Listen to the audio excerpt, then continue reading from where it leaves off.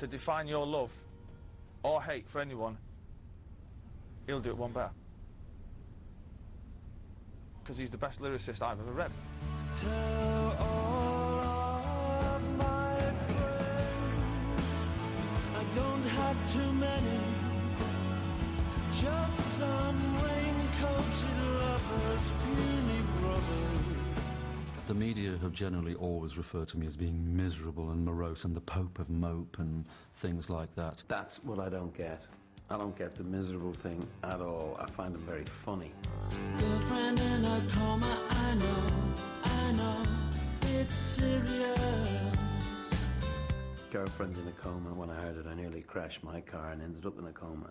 He has that gift. That is not the mark of a miserable man. They're just miserable people that don't get the humour. I remember reading an interview with Morrissey in Smash Hits. I think he'd been asked, what is your typical day? And his typical day was basically, I stay at home and I listen to people walking up the stairs next door, and I'll go out and buy a bit of plum jam, maybe bring my mum. And then right at the end of this typical day, he said, and then it's back to bed and back to the real world. But it wasn't all tongue-in-cheek. There was a genuinely dark side to Morrissey's reality. During Morrissey's life, there were periods of very, very bad depression. These absolutely sort of debilitating periods where life seemed to have absolutely no point. I suffered greatly from depression. It was very serious when I was a teenager and when I was in the Smiths. Draw parallels, if you will. So I took prescribed drugs for a long time. When he gets really badly depressed, you'll get the call at 1 o'clock in the morning or the knock on the door, and he'll have his bathrobe on, and you can always tell because he's got his glasses on, the contact lenses are out, the glasses are on, and you know you're in for a heavy conversation. Sing me to sleep, I don't want to wake up on my own anymore. He is able to externalise internalised rage, a lot of anger about who he is, about where he comes from, and what's happened to him. And he focuses that rage onto specific targets. Enemy number one, the meat industry. Today on the news, there was a story that 27 million cooked chickens have been recalled, which is the biggest recall in US history, because they're lethal to humans. If they hadn't been recalled, it could have killed 80 million Americans. The views of the most vocal vegetarian in pop music are typically uncompromising. It's really on the same moral level as child abuse. It's the same thing. Animals are like children. They look to us for protection, and we should protect them. I really feel quite smug about mad cow disease and foot and mouth and so forth, and I just think, well, what do you expect? People have been saying it for years. I don't think that in the year 2003 you can actually realise what an outrage he caused by calling an album Meat is Murder. The amount of times people have said that it was Meat is Murder that converted them, I mean, it's astonishing. I've met many people, and that's why that song's so important. This beautiful creature must die. This beautiful creature must die. A death for no reason. This death for no reason is murder. I personally love a bit of bacon. And always did, and even for Morrissey, I didn't give it up. It's not succulent, tasty or kind. It's death for no reason. This death for no reason is murder. It's all just abuse, and it's all human evil. Which is why I think the royal family are evil, because they enjoy fox hunting. These are despicable people. And Charles, above all, has no intelligence whatsoever. I'm surprised he's not been slapped by a few people in the past, to be honest, for the things he's said, because he has been really outrageous. Do you still follow football? No.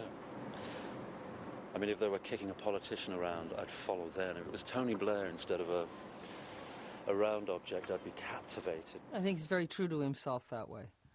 I don't think he would censor himself, and then if people don't understand it, then fuck him. I just don't think that he could care less, to be honest. I've never intended to be controversial, but it's very easy to be controversial in pop music because nobody ever is. I remember him telling me, like, oh, this song, you won't like the title. I said, what is it? And he went, it's called The National Front Disco. I was like, oh my God, you're going to get us killed.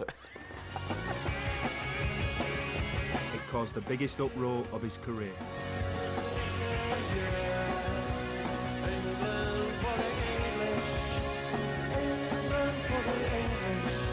One music paper compiled a dossier of Morrissey's comments over the years and accused him of racism.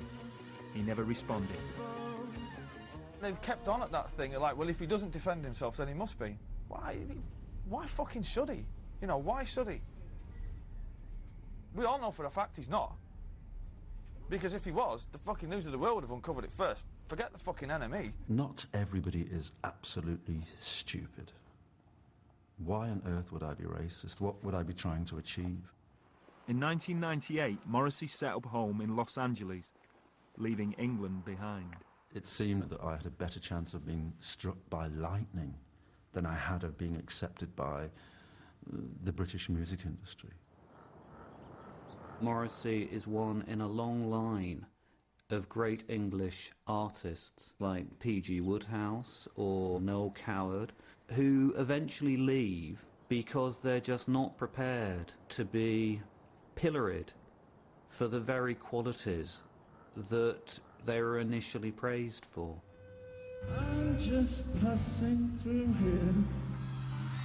I'm on my way to somewhere civilized, and maybe I'll even arrive. Maybe I'll even arrive.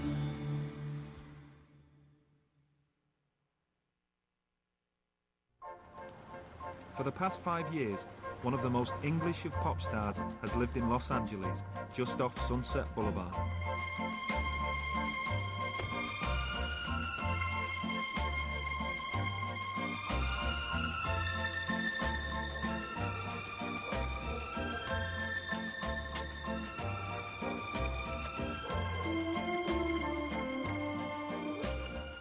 There's something so entirely fantastic about the fact that the Morrissey, whom so many people might want to associate with, you know, the brooding terrace and the moaning factory whistle, is sitting there in this very sort of exotic, kind of semi-tropical landscape.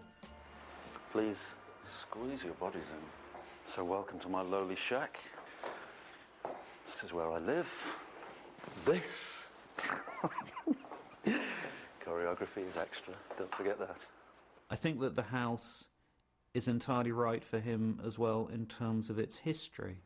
It was reportedly built by Clark Gable for his woman at the time, whose name was Carol Lombard, who, as you know, died tragically as soon as she was given the keys to the house, apparently.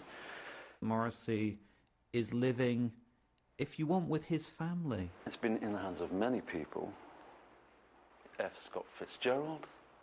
His family of ghosts, almost. His informants, his inspirations. It was also the home of John Schlesinger's other half. He lived here for a long time. These kind of, you know, ambassadors, agents of glamour. Since Morrissey bought the house, he's added his own distinctive touches. Inside the house, I do feel very English, and I think you can tell that. I haven't remotely adapted. You know with Morrissey that if he chooses to have an image of the young Bobby Moore up, it's less for the picture of Bobby Moore than it is for the little row of semis on the back of the horizon.